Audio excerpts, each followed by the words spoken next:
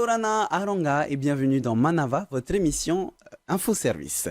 Temau Raau Teiti, nos médicaments passent par la médecine traditionnelle, à savoir les plantes locales. Le corosol ou le noni sont parmi les plus populaires dans cette pratique transmise depuis des générations. Et aujourd'hui, nous avons le plaisir de recevoir 4 invités pour en discuter. Tante Edouard Suaz, responsable du laboratoire des substances naturelles et médicinales, Yorana. Yorana. Yvette Temouri, auteur de livres de Raau Teiti. Yorana. Fabiola Tupana, praticienne responsable du Raau de la commune de Fa'a. Yorana.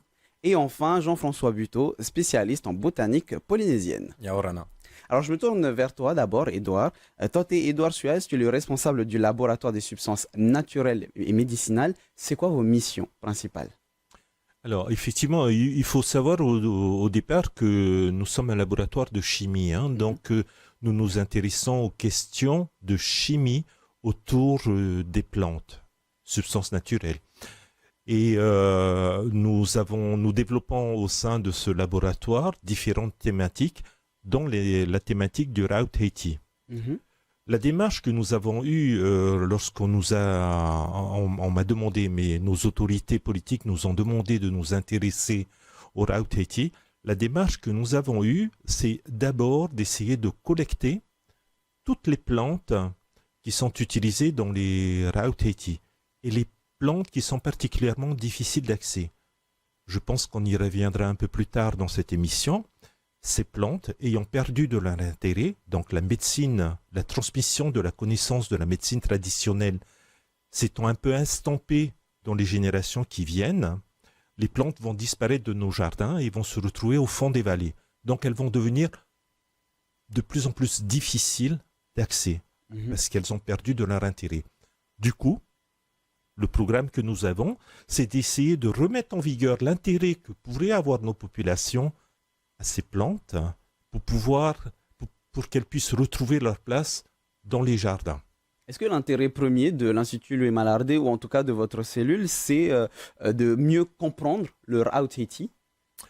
C'est multiple. Nos intérêts sont multiples. Effectivement, comprendre est-ce que ça marche et si ça marche, pourquoi ça marche. Et effectivement, essayer parce qu'on se rend compte quand on est sur une pente,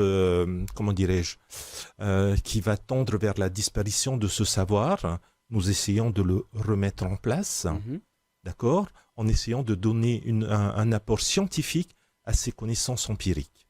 C'est ça le job et le pari qu'on a fait sur les Raau Teiti. Yvette, de ton côté, tu es auteur de plusieurs ouvrages sur le sujet qu'on peut voir d'ailleurs sur notre plateau. D'où te vient ce savoir? Comment est-ce que tu as réussi à récolter toutes ces recettes et ce savoir autour du Raau Teiti? Il faut savoir que j'étais directrice du centre territorial des droits des femmes et des familles et je faisais beaucoup de formations dans les îles. Et en arrivant dans ces îles-là, j'ai rencontré des personnes qui faisaient du Raau Teiti, mais que personne ne s'intéressait au niveau de la famille. Les enfants ne sont pas intéressés à prendre la relève. Et c'est comme ça que j'ai pu demander à ces personnes, est-ce que je pourrais avoir les recettes pour mettre dans un livre et que ça reste, que les autres personnes pourront utiliser et que ça va toujours rester, quoi. Quand ils vont disparaître, les recettes aussi disparaissent. C'est comme ça que ça m'est venu l'idée d'écrire des livres. Cet ouvrage qui rassemble donc plusieurs recettes, ça t'a pris combien de temps à l'écrire? Plusieurs mois, et j'ai pris quelques amis avec moi, comme Floriane Panay, et il y a beaucoup d'autres femmes que j'ai, Emma Toufariwa, qui était avec moi pour relire et tout ça. Voir s'il n'y a pas de faute et tout ça, voir même des personnes qui font du Raau pour regarder si les recettes sont bien correctes, les mesures sont bien correctes avant de mettre dans le livre. Alors avant de pouvoir réagir à ce que tu viens de dire, on va faire le tour de notre plateau avec Fabiola. Toi, tu es responsable du Raau Teiti sur la commune de Fa'a. En quoi ça consiste? Oui, je suis responsable du Raau Teiti dans la commune de Fa'a. La commune a commencé Euh, Ça fait un petit moment déjà que ça a commencé, Voilà. ce travail ça sur le fait Rauteiti. 3 mois Mhm. que la commune a créé un comité OHIPA sur le Rauteiti et le Taurami et le Mito, d'où je suis responsable du Rauteiti dans la commune de Fa. Et toi, d'où se vient ce savoir de tes parents, de tes grands-parents? Ce savoir-faire, ça vient de mes grands-parents de Mhm. Rurutu. Et ils ne m'ont pas appris sur le tas. C'est juste verbalement à cette transmission de savoir-faire de Rauteiti. Et Jean-François, toi, tu es botaniste et spécialiste des plantes polynésiennes. Comment se déroule finalement la retranscription de l'efficacité des différentes plantes et des savoirs liés au Rauteiti? Donc, il y a eu un exemple à côté de toi avec ces ouvrages qui rassemblent des recettes. Mais comment est-ce que vous faites pour retranscrire tout ce savoir? Donc les botanistes, ethnobotanistes ou ethnopharmacologues font des recherches pour documenter le savoir traditionnel parce qu'il n'a jamais été écrit. Mhm. En Polynésie, on connaît quand même bien le livre de Paul Pétard sur les plantes utiles de Tahiti, où on a pas mal de recettes déjà dedans, mais c'est l'exception, hein. Donc ces scientifiques-là souhaitent documenter, pour pas que ça disparaisse d'un certain côté. Également, ils souhaitent faire ces enquêtes-là pour enquêter sur une maladie, comment les gens soignent telle maladie, pour pouvoir éventuellement plus tard étudier la plante en question, ou les plantes, puisque c'est souvent des mélanges de plantes, et également travailler sur une plante particulière. Donc il y a des étudiants ou des chercheurs qui font ces enquêtes auprès de dizaines de personnes. On essaie d'avoir des gens différents pour voir s'il y a des variations dans les recettes, parce qu'on n'a pas toujours les mêmes recettes, et pour pouvoir analyser ça statistiquement également. Donc il y a des rapports qui sont faits, des articles scientifiques, et de temps en temps, ou de plus en plus maintenant, des documents de vulgarisation, pour que le savoir ne reste pas que entre les botanistes. Et c'est aussi ce que demandent les tradipraticiens généralement, qu'il y a un retour de la part du chercheur. Qu'on ne vienne pas prendre ou se faire prêter des savoirs, mais qu'on puisse aussi donner des résultats. Alors avant toutes ces preuves écrites, il y avait donc les témoignages et le savoir oral, comme nous disait Fabiola. Édouard, est-ce que justement il y a des ra'au qui se sont avérés efficaces et est-ce qu'on sait pourquoi est-ce qu'ils sont efficaces? Alors, je vais répondre à ta question par te raconter des expériences personnelles, mais je pense qu'autour de cette table, nous avons tous soit vécu une expérience par rapport au Rauteiti, Mhm. soit avoir vu quelqu'un se faire soigner par des Rauteiti, et qui effectivement, la personne, ça lui a permis de s'en sortir. Il y a une chose que le Polynésien savait très bien faire, ça va tourner autour du Raufati. D'accord? D'accord. Pour notre public, Oh, est-ce que tu peux pardon. nous expliquer Alors, ce que c'est? le Raufati va définir, partir des entorses, Mhm. mais jusqu'à la fracture. Tout ce qu'il y a autour de quelque chose qui est cassé, mais physiquement, hein, D'où fati, cassé. Fati, cassé. Mhm. Quelque chose que tu as de cassé corporellement, quoi, hein. Mhm. Donc autour de ça, les Polynésiens avaient de bonnes connaissances de la chose. Ma grand-mère m'a raconté une expérience. Mon grand-père, derrière une calèche, s'est fait piétiner par le cheval. Il Mhm. était tout cassé. Il est parti voir quelqu'un à Bora Bora et qui lui a fait du Ra'au Va'a, Mhm. le Ra'au Va'a. Et miraculeusement, mon grand-père est revenu en tenant debout. Donc ça, c'est une expérience indirecte. J'ai moi-même vécu une expérience directe. Petit gamin, j'étais assez turbulent, hein. Ben, je pense comme tous les gamins, je suis monté dans un arbre et je suis retombé beaucoup plus vite Que tu n'es monté. que le temps que je n'ai mis à monter sur cet arbre. Et en fait, j'ai eu un déplacement au niveau de mon coude. Mhm. Nous sommes allés à l'hôpital. Le médecin avait demandé à ce que l'infirmière me plâtre et qu'on reverrait ça dans 3 mois. Ma mère n'a pas apprécié l'attitude du médecin. Elle m'a tiré de la salle d'attente et on est allé voir une femme, Mamie Tehea, qui m'a soigné par des massages.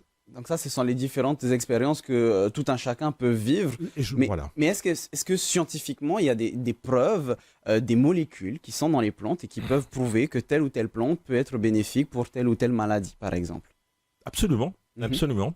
Alors, en bien et en mal. Il faut avoir la connaissance du bien que peut faire une plante, mais il faut aussi faire attention parce que certaines plantes peuvent également contribuer négativement à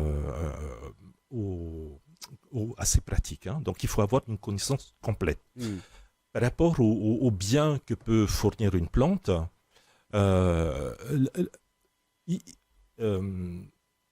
il faut imaginer qu'une plante, elle n'a pas de capacité à se déplacer et à fuir l'ennemi. Donc pour ça, elle va développer en son sein de quoi protéger de ses ennemis. D'accord ? Donc quand une plante se fait agresser, elle va produire des molécules pour se protéger des agressions extérieures. En fait, ce sont ces molécules-là qui vont nous intéresser. Qui sont utiles dans le Ra'aut Haiti et qui permettent d'apporter des bénéfices. Une grande famille de ces molécules, ce sont les flavonoïdes. Et effectivement, les flavonoïdes ont montré leur intérêt par des propriétés antibiotiques, antivirales, etc., etc. On y reviendra un petit peu plus tard. Justement, Yvette, tu as écrit dans ton livre, tu évoques plusieurs plantes. Donc, on le rappelle, ces plantes ne sont pas forcément des remèdes miracles. Le Ra'aut Haiti n'est pas forcément un remède miracle qui vient en remplacement de la médecine d'un médecin, d'un docteur. Mais dans ton livre, toutes ces plantes sont utiles en complément, on va dire. Est-ce que tu peux nous citer quelques plantes, les principales, par exemple? Il y a déjà le Tiaret-Haiti. Il y a le Aouté Oumu. Aouté Oumu, c'est le Aouté rouge, pompon, quoi. Hein? Soit les fleurs, soit les feuilles qu'on utilise. Enfin, il y a beaucoup de plantes qu'on peut utiliser et qui soignent pas mal de choses. Mais tout dépend aussi de ce que tu as. C'est comme les médecines classiques, ça ne va pas sur toutes les maladies. Bien sûr. C'est pareil pour le Ra'aut Haiti. Ça dépend des maladies que tu as. Jean-François, est-ce qu'il y a des plantes qui sont endémiques de Tahiti ou de la Polynésie française qui sont utiles dans le Ra'aut Haiti? Alors en fait, ces plantes endémiques qui n'existent qu'ici sont très rares en médecine traditionnelle. Sur une centaine d'espèces, on n'en a que 4 qui me viendraient en tête, donc ça fait que 4%. Comme le santal polynésien peut être utilisé notamment en marquise pour soigner certaines fièvres ou des problèmes du nez. On a une plante endémique aussi des marquises, le Tu'eyao, qui traite en préventif les petites filles pour le He'a. Mais c'est un peu les exceptions. La plupart des plantes médicinales polynésiennes, les 3/4, sont des plantes introduites. Introduites à l'époque de la colonisation des îles polynésiennes par les premiers Tahitiens. Sur leur pirogue, là, on a quasiment une 50aine de plantes qui ont été introduites comme ça. Plantes alimentaires, mais aussi plantes médicinales, à la trousse à pharmacie. Les gens, ça fait des milliers d'années qu'ils les utilisaient, les ont amenés avec eux, puisque c'était des plantes importantes traditionnellement et pour les usages. Après, dès que les Européens sont arrivés, on a aussi toute une série de plantes qui a été introduite. Le goyavier, le piment, le citron, le café. Et ces plantes-là, aujourd'hui, sont rentrées en médecine traditionnelle aussi. Parce que la médecine traditionnelle évolue. Et ces plantes-là, souvent, elles vont soigner des maladies importées ou des conceptions de maladies importées. Les cancers, il y en avait peut-être avant, sûrement même, mais la conception du cancer avec les métastases, la pieuvre, c'est une conception nouvellement importée. Donc, ça soigne ça. Donc, beaucoup de plantes introduites, en fait. Fabiola, comment est-ce qu'on fait pour aller récupérer ces différentes plantes? Comment est-ce qu'on sait que telle plante va être plus bénéfique qu'une autre? Et surtout, comme je viens de le dire, où est-ce qu'on va les chercher? Est-ce qu'on a une banque de plantes? On va dans un jardin et on va récupérer les différentes feuilles, les différents fruits dont on a besoin.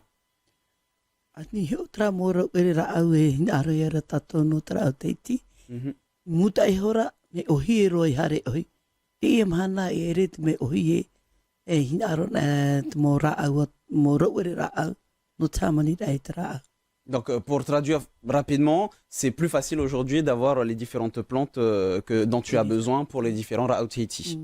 Justement, on parle de Ha'ari, de Tiaret-Haiti. Tate Suez, est-ce que tu peux nous dire en quoi est-ce que ces plantes sont utilisées dans le Ra'aut? Alors, pour ce qui est de la Tiaret-Haiti, c'est personnel, hein, là c'est un avis personnel. Je pense que le concept est double. Chimiquement, à l'intérieur de la Tiaret-Haiti, il y a un dérivé de l'acide salicylique. En fait, c'est l'aspirine. Donc, pour calmer les fièvres, on peut comprendre que la Tiaret-Haiti soit quelque chose d'utiliser. Mais je pense aussi que ça, et je sais, pour avoir discuté avec beaucoup de praticiens, autour du Rao Taiti, il y a un aspect sacré. Et il faut se mettre en cohérence avec notre Père, la terre, et toi-même, tu dois avoir une cohérence. Et je pense que la Tiari Taiti est également un symbole, un apport symbolique dans la conception des Rao Taiti. Donc, il y a cette dimension-là du Rao Taiti. Par rapport au lait de coco, alors là, c'est le chimiste qui va parler. Le lait de coco est une matière grasse. Et en fait, nos anciens se sont probablement aperçus que certaines substances issues de plantes ne pouvaient pas s'extraire à l'eau et devaient s'extraire à un corps gras. D'accord? Donc, pour certains ra'aw, c'est un corps gras qui est utilisé. Pour d'autres ra'aw, c'est plutôt un milieu aqueux, donc le papehari, ou même l'eau de source. Là encore, dans une conception nouvelle, souvent les praticiens vont demander à ce que cette eau de source ne soit pas chlorée. Il ne faut pas prendre l'eau du robinet. Parce que dans certains ra'aw, enfin, je ne sais pas si les gens s'en rendent compte, dans certains ra'aw, vous avez une période de ha'otot ra'aw. Donc de repos du ra'aw. En fait, c'est une fermentation que vous lancez, qui va transformer les molécules en d'autres molécules. Ils se sont aperçus qu'au bout de 3 jours, le ra'aw était beaucoup plus efficace. Tu vois? Et donc, ils te demandent de ha'otot le ra'aw. Mais si vous faites une fermentation alors que vous avez du chlore, vous allez jamais réussir. Bien sûr, puisque le chlore va pas permettre cette fermentation. Parce que le chlore va tuer les bactéries, il ne va pas permettre la fermentation. Alors aujourd'hui, il y a toutes ces preuves, on va dire, scientifiques qui commencent à démontrer l'efficacité de certains ra'aw, mais on le rappelle sans forcément remplacer la médecine dite classique. Cependant, Jean-François, il y a des colloques, il y a des rencontres, des tables rondes. Finalement, le Rao Taiti commence à se faire sa place dans une médecine qui est appelée une médecine intégrative. C'est ça. Donc aujourd'hui, le pays, des associations, des médecins POPA, des chercheurs travaillent à promouvoir la médecine traditionnelle polynésienne, ou en tout cas à essayer de l'intégrer, la proposer à côté de la médecine occidentale ou la médecine chinoise, pour en faire une médecine intégrative qui puisse soigner les personnes, qui qu'ils soient, dans les meilleures conditions possibles, culturelles notamment. Donc énormément d'échanges sur le sujet, à différents niveaux, donc des projets de recherche qui se mettent en place, des petits groupements aussi de praticiens avec les communes, les Va'aora, qui se mettent également en place. Donc une belle dynamique pour pouvoir utiliser ces plantes et ce savoir qui date quand même de quelques milliers d'années. Yvette, est-ce que c'est la raison pour laquelle tu as fait ces livres? C'est la transmission avant tout? C'est plutôt ça, pour ne pas perdre toutes ces bonnes recettes que les mamans ont, nos tupuna ont. Parce que si on les écrit pas, il n'y a personne qui va retenir ça toute sa vie. Ça va partir et on ne pourra même plus utiliser nos ra'aw. Tatessias, je vois que tu veux réagir à ce que vient de dire Yvette. En fait, le travail d'Yvette est important, mais vous savez, lorsque vous regardez les écrits sur les Rao Taiti, les premiers écrits vont dater d'un travail qui va dater de 1950 à 1970. Donc là-dessus, il y a le grépin, il y a le pétard, il y a le panof. Mais si vous regardez tous ces auteurs, c'est un regard extérieur sur la médecine traditionnelle. D'accord? Donc ce sont des popas, pharmaciens, médecins, qui vont essayer de transcrire ce savoir polynésien. On va attendre, je crois que ton livre date de 2000... Le premier date de 2018, il me semble. 2018 et 2002. Et 2002. Donc, on va attendre presque 30 ans, 50, 70 des popas qui vont regarder et essayer d'écrire des choses sur la médecine traditionnelle. Un GAPS de 30 ans et nous avons une Polynésienne qui va, elle, de l'intérieur, essayer de transcrire ces recettes. C'est un autre visage. Jean-François? Alors ce qui était intéressant, c'est quand on a fait les enquêtes dans les différentes îles, on s'aperçoit que pas mal de familles ont des puta tupuna. Ils ont déjà écrit les recettes en tahitien, en marquisien, dans des vieux cahiers qui sont passés de génération en génération et retranscrits. Donc ça, c'est assez remarquable. Et bon, un des livres que Édouard a cité, Grépin, c'est en fait la publication d'un de ces Putatupuna anciens. Donc peut-être que ça date pas de très vieux, hein, le livre édité, mais le savoir date sûrement du 19e siècle. C'est ça.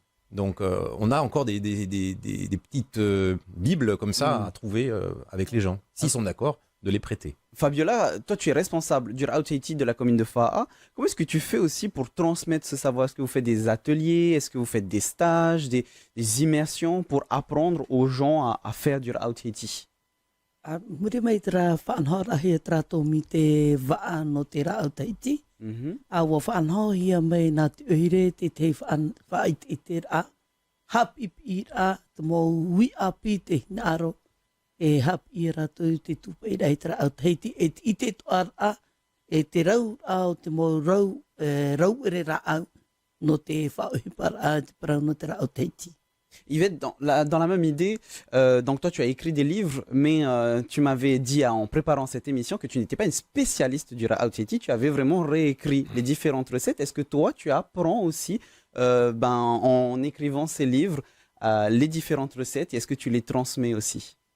Je le fais pour ma petite famille, mais j'ose pas donner aux autres. Hein.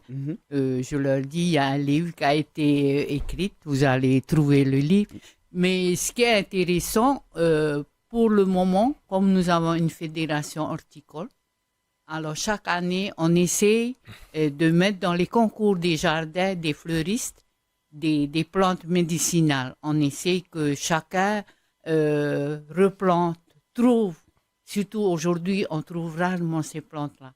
Et c'est comme ça qu'on a eu l'idée de faire des compétitions pour que chaque personne puisse apporter des nouvelles plantes qu'on n'a plus, qui n'existent plus aujourd'hui et qu'on va essayer de regrouper ensemble et que j'ai l'intention de donner à frère Edouard pour qu'il puisse planter à Paia. Justement, je me tourne vers toi, Tate Suaz, parce que c'est intéressant ce qu'elle vient de dire. Pourtant, elle a écrit 2 livres, mais elle préfère le faire pour sa famille parce qu'effectivement, il y a parfois des risques liés à l'utilisation de ces Ra'au Tahiti. N'est pas praticien qui veut. Oui, non, effectivement. Mais par contre, pour revenir à ce que disait Yvette, je crois qu'elle fait preuve de beaucoup d'humilité, me semble-t-il. En fait, elle partage ses connaissances, en particulier avec nous. Yvette, avec Joël Hahé et Sani Walker, quand l'Institut Malardé a débarqué dans ces histoires, ont été des piliers d'information pour qu'on prenne connaissance assez rapidement de ce que sont ces plantes et comment elles sont, comment elles poussent, de comprendre le cycle biologique de toutes ces plantes. Ça a vraiment été des personnes et toutes ces 3 personnes ont contribué à nos acquis de connaissances. Mais pour revenir sur la question initiale, c'était vraiment de faire attention par rapport à l'utilisation des Ra'au Tahiti, puisque ces personnes dont tu as cité sont des piliers du savoir, mais il ne faut pas reproduire ces Ra'au Tahiti sans avoir le savoir. Alors là, vous mettez le doigt sur une situation très importante.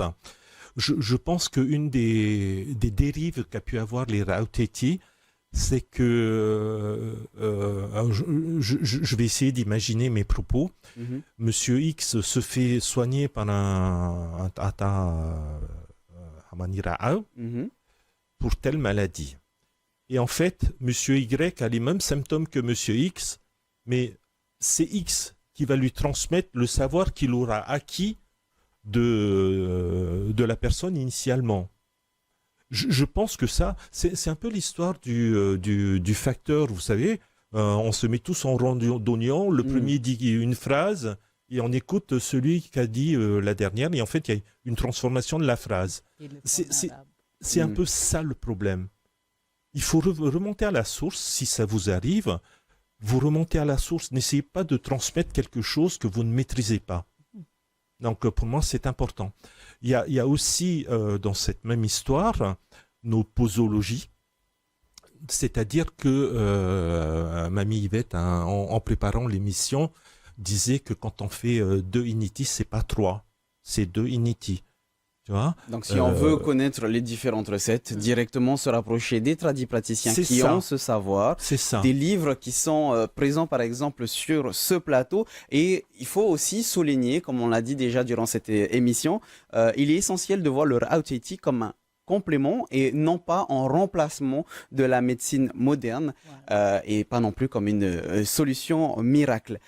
Pour citer les différents livres, nous avons ici les Ra'aoutaïti, Pute Hoe et Puta Hoe et Puta Piti, et aussi Jean-François en a parlé tout à l'heure. Plantes utiles de Polynésie, Ra'aoutaïti de Paul Pétard. Si vous voulez avoir plus de renseignements, et n'oubliez pas de faire aussi un tour sur ilm.pf. Merci à toutes et à tous d'avoir répondu à mes questions. On pourrait parler encore pendant des heures du Ra'aoutaïti, mais c'est déjà à la fin. On se retrouve demain à 17h. En attendant, bonne soirée sur TNTV avec à 18h votre Ra'aoutaïti. Maururu itotatu farerira trahuma parhayana.